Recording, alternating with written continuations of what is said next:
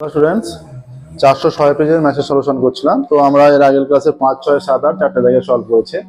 আজকের ক্লাসে উপপাদ্য সম্বদ্ধ প্রয়োগ যেমন বাদ দিচ্ছিলাম সেইভাবেই বাদ দিয়ে 12 দাগ থেকে শুরু করছি। 12 দাগের একেরটা প্রথমে যেটা আছে 12 দাগের একের প্রবলেম, এটা অলরেডি আমরা সলভ করেছি। ঠিক আছে, পেজ নাম্বার আমরা যেগুলো একই টাইপের প্রবলেম সেগুলো বলে দিচ্ছি, সেগুলো একই টাইপের প্রবলেম সেগুলো বারবার সলভ করছি না, সেগুলো বলে দিচ্ছি। তোমরা সেখানে গিয়ে যেখানে পেজ নাম্বার সেখানে গিয়ে দেখে নিতে পারবে। দেখো পেজ নাম্বার 439-এ পেজ 439-এ যে কোশ্চেন সেটটা আছে সেখানে 12 দাগে একের যে প্রবলেমটা আছে সেটা এই সেম প্রবলেম। ঠিক আছে, শুধুমাত্র বাম পক্ষ আর ডান পক্ষটা এদিক ওদিক করা আছে, একই ব্যাপার, যেদিক দিয়ে হোক সলভ করলেই হবে। 439 পেজে 439 পেজে 12 দাগের একের অঙ্কটা একই অঙ্ক, শুধুমাত্র ডান পক্ষটা বাঁ দিকে বাম পক্ষটা ডান দিকে করা আছে, তোমরা সলভ করতে পারবো না আসে। ঠিক আছে, এই বাম পক্ষ ধরে এখানে সলভ করলাম, একটা প্রসেস বলে দিই একটু, যে এইটা যদি বাম পক্ষ ধরে সলভ করতে, যে 1 প্লাস সাইন থিটা, দেখো কিছুটা আমরা করে দেখিয়ে দিচ্ছি। যদি বাম পক্ষ ধরে করতে কি হতো, 1 plus sine theta by 1 minus sine theta.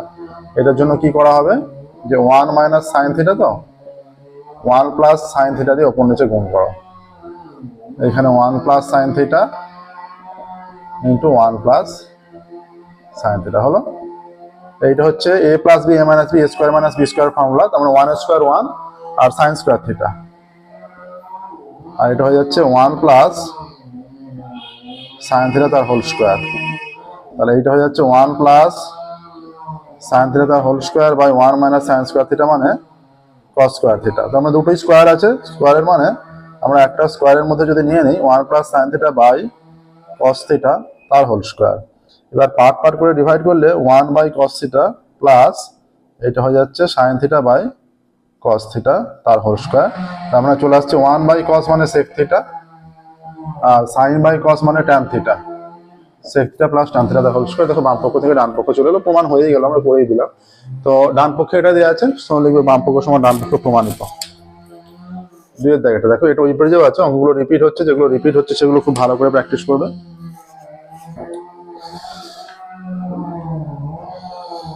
Next আছে বাম পক্ষ ধরে সলভ করবো আবারও, tan 47 প্লাস cot 27। বাম পক্ষ দেখো কি আছে, tan 47 প্লাস cot 27 আর tan 43 plus cot 63। tan 43 plus cot 63।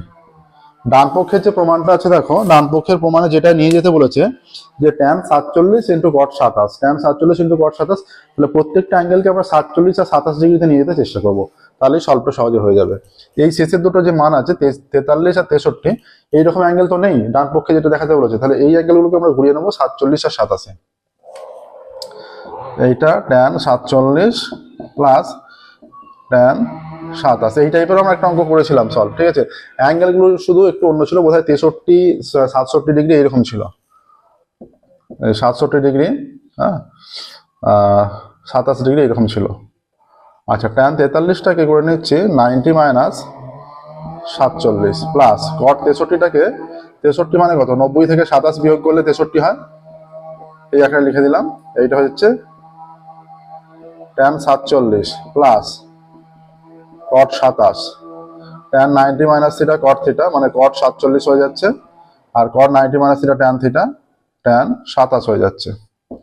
ঠিক আছে, আচ্ছা, এবার এটাকে যেটা করছে, tan 47 আছে, থাকে না যেমন আছে, cot 27, এই হরের cot 27 কে 1 বাই tan cot 47 কে 1 বাই tan 47 করে নিচ্ছি, আর tan 27 কে 1 বাই cot 27 করে নিচ্ছি। এটা লবে যেমন আছে লিখে দিচ্ছি, tan 47 প্লাস cot 27, আর এইখানটা লসাগু করে নিচ্ছি, tan 47 আর cot 27 লসাগু, এইখানে হয়ে যাবে cot 27 plus tan 47 is equal two হয়ে যাচ্ছে tan 47 প্লাস কট 27 যেমন আছে থাক, ইন্টু এই মানটা উল্টে যাবে, এই মানটা tan 47 cot 27 উপরে চলে যাচ্ছে, tan 47 প্লাস cot 27 উপরে চলে গেল, আর এখানে cot 27 প্লাস tan 47, এটা নিচে cot 27 প্লাস tan 47, এটা আমরা উপর নিচ কেটে দিচ্ছি, এটা কেটে দিলে আচ্ছা এটা লসাগু, উপরেরটা যেটা লিখেছি এটা প্লাস না, এটা লসাগু যেহেতু এটা গুণ আকারে ইকুয়াল টু হয়ে যাচ্ছে tan 47 ইন্টু cot 27। ঠিক আছে, দেখো এটা ডান পক্ষে এটা ছিল, তো ডান পক্ষের মানই এলো, তাহলে বাম পক্ষ সমান ডান পক্ষ প্রমাণিত হয়ে যাচ্ছে। দেখো ডান পক্ষ সেম ভ্যালু দেওয়া আছে, এখানে লিখে দিতে পারো যে ডান পক্ষ সমান tan 47 cot 27, অতএব বাম পক্ষ সমান ডান পক্ষ প্রমাণিত। দেখো 12 থেকে 2 হয়েছে, 12 থেকে 3, 12 থেকে 3 একটা সহজ অঙ্ক দেওয়া আছে।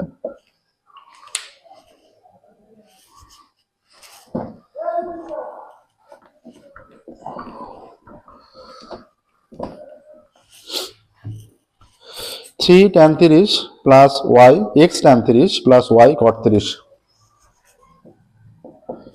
x tan 30 plus y cot 30 समान x tan 30 plus y cot 30 समान 0। मानगुलो बसाओ, x into 1/√3 plus y into cot 30 এর মানও 1/√3, না cot 30 এর মান শুধু √3 সমান 0। এটা √3 লসাগু করলে হয়ে যাচ্ছে x প্লাস এটা 3y সমান 0, বা গুণ করলে x প্লাস 3y সমান 0 হয়ে যাচ্ছে। ঠিক আছে, আচ্ছা আর একটা সমীকরণ দিয়েছে যেটা 2x মাইনাস y tan 45 সমান 1, এটাকে এক নাম্বার দিচ্ছি।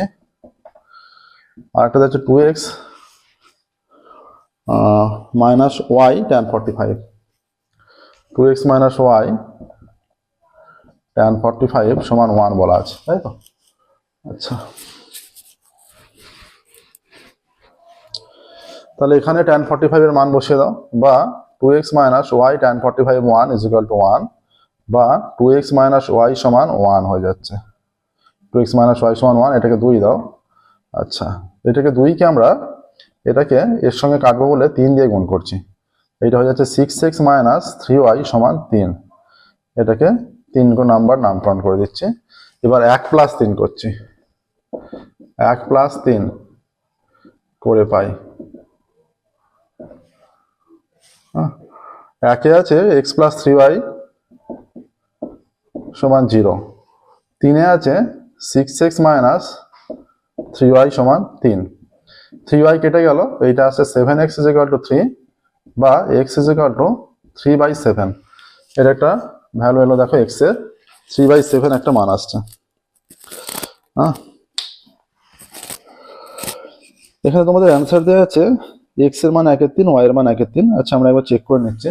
আচ্ছা x into 1/√3 plus y cot, আচ্ছা cot 60 বলা আছে, এই কারণে অন্য আছে, এটা cot 60 আছে, এটা আছে cot 60, তাহলে ভ্যালুগুলো অন্য চলে আসবে। cot 60 মানে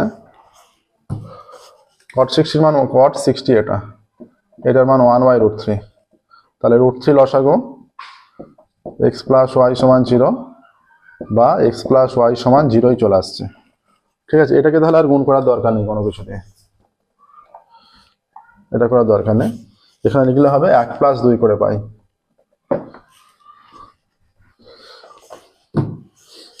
এটাকে 1 নাম্বার।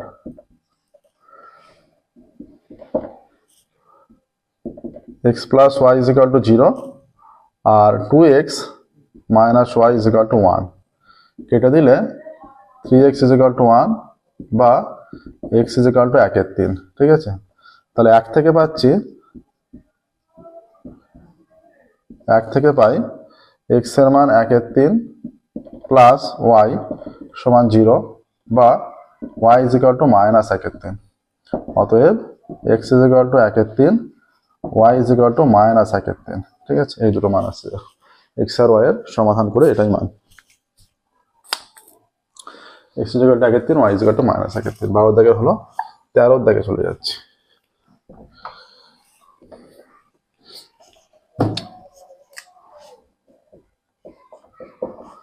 দাগের 1, সূর্যের উন্নতি কোণ 45 ডিগ্রি থেকে বৃদ্ধি পেয়ে 60 ডিগ্রি হলে, একটি খুঁটির ছায়ার দৈর্ঘ্য 3 মিটার কমে যায়, খুঁটির উচ্চতা কত? সহজ অঙ্ক।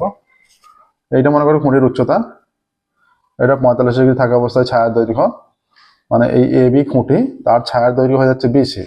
আর যখন 60 ডিগ্রি হয়ে যাচ্ছে, আচ্ছা, তখন এইখানে চলে আসছে মোটামুটি এই জায়গায়, এইটা 45 ডিগ্রি, এটা 60 ডিগ্রি, এটা মনে করো সি ডি বিন্দু, তখন ছায়ার দৈর্ঘ্য হয়ে যাচ্ছে বিডি, এইখানটা 3 মিটার, তাই তো? 3 মিটার।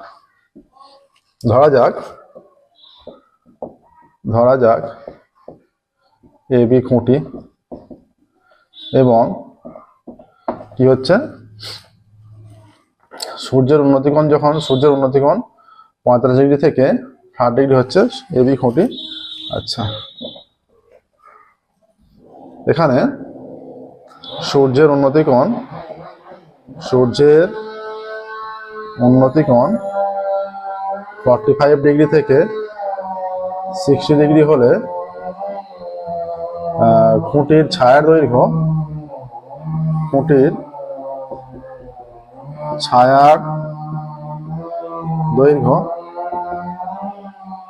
3 মিটার কমে যায়, ঠিক আছে?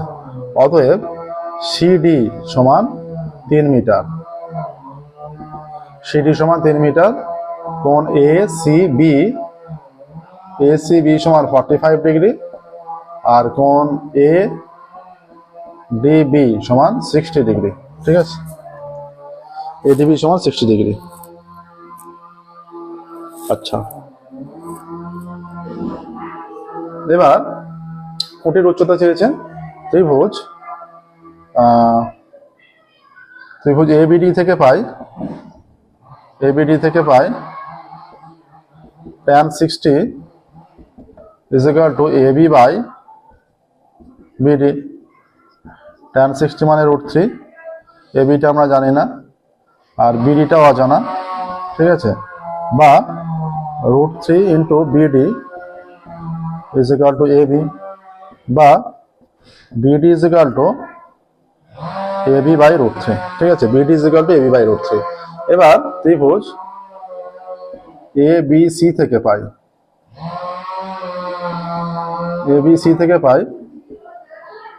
tan 45 is equal to, এখানে লম্ব বাই ভূমি হবে, AB লম্ব আর BC ভূমি, ঠিক আছে?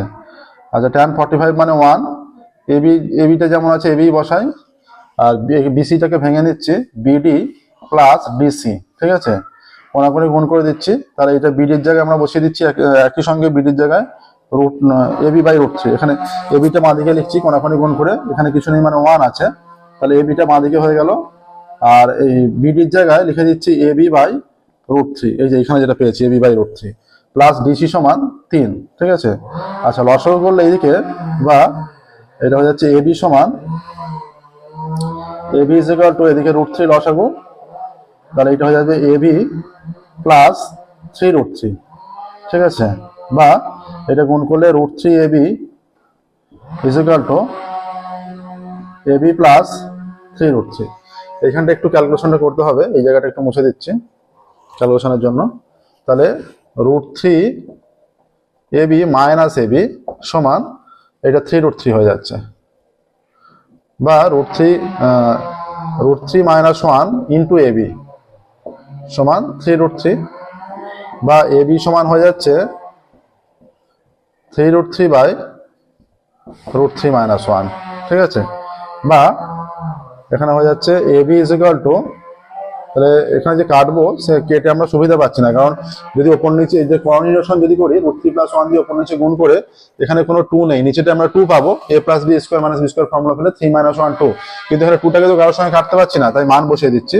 √3 মান 1.732 মাইনাস 1, আর এটা 3 ইন্টু 1.732, ঠিক আছে? বা AB ইজ ইকুয়াল টু, এটা হচ্ছে 0.732, আর এটা 3 দুগুণে 6, 3 3 9, 3 7 21 1, হাতে থাকে 2, 3 1 3 আর 2 5, এইটা।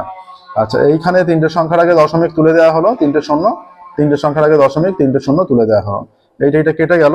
তাহলে AB সমান হয়ে যাচ্ছে, AB সমান 5196/732, ঠিক আছে, 5196/732। তাহলে এটা কত আসছে দেখো, এটা ভাগ করে, এটা ভাগটা দেখাতে হবে, ঠিক আছে, ভাগটা করে দিতে হবে।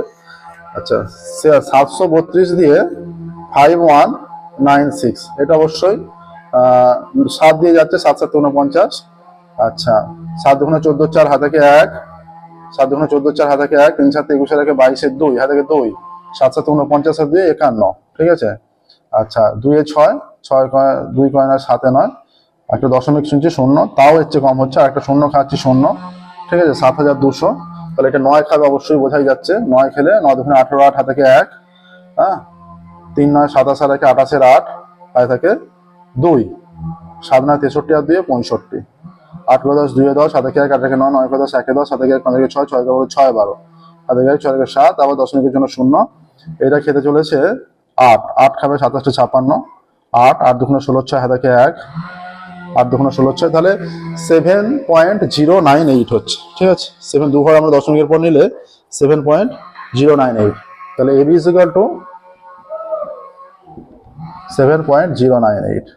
অতএব খুঁটির উচ্চতা, অ্যান্সার লিখবে খুঁটির উচ্চতা সমান 7.098 মিটার, এককটা লিখতে হবে যে খুঁটির উচ্চতা এত মিটার, ঠিক আছে।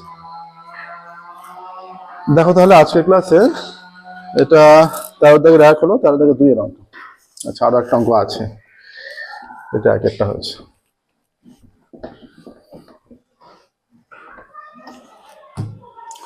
তেরো দাগের 2, 13 দাগের 2 এর জন্য দুটি স্তম্ভের উচ্চতা 180 মিটার ও 60 মিটার। দ্বিতীয় স্তম্ভের গোড়া থেকে প্রথমটির চূড়ার উন্নতি কোণ 60 ডিগ্রি হলে প্রথমটির গোড়া থেকে দ্বিতীয়টির চূড়ার উন্নতি কোণ নির্ণয় করো। একই অঙ্ক আমরা করেছি আগে। পেজ 419-এ চলে যাবে। 419 পেজে আমরা এই অঙ্ক সলভ করেছি, ঠিক আছে, খুব রিসেন্টলি সলভ করেছি। 419 পেজে দেখবে এটা কোণ আছে, দুটি স্তম্ভের উচ্চতা 180 ও 60 মিটার, দ্বিতীয় স্তম্ভের গোড়া থেকে প্রথমটির চূড়ার উন্নতি কোণ 60 ডিগ্রি। হ্যাঁ, তাহলে প্রথমটির গোড়া থেকে দ্বিতীয়টির চূড়ার উন্নতি কোণ। পেজ 419 পেজ যেটা থামস দেওয়া আছে সেখানে, সেইখানে 13 দাগের 1 এর অঙ্ক। পেজ এই যে 13 দাগের 2 এর অঙ্কের জন্য পেজ 419-এ চলে যাবে, প্লে লিস্টে সমস্ত ক্লাস করা আছে। 13 দাগের 1 এর অঙ্কটা, যেটা 13 দাগের 1 এর অঙ্ক, ঠিক আছে, পেজ 419-এ 13 দাগের 1 এর অঙ্কটা, এই অঙ্কটাই করে দেওয়া আছে। সেম অঙ্ক আছে, যেহেতু আমরা ওখানে করেছি আর রিপিট আর করছি না, ঠিক আছে। তাহলে আজকের ক্লাসে 12 দাগ 13 দাগ কমপ্লিট হলো। আমরা আজকের ক্লাস এখানে স্টপ করছি, ফিরবো পরের ক্লাসে। পরের ক্লাসে আমরা 14 দাগ এবং 15 দাগ সলভ করে দিয়ে 406 পেজের সলিউশন কমপ্লিট করবো। ওকে, থ্যাংক ইউ এভরিওয়ান।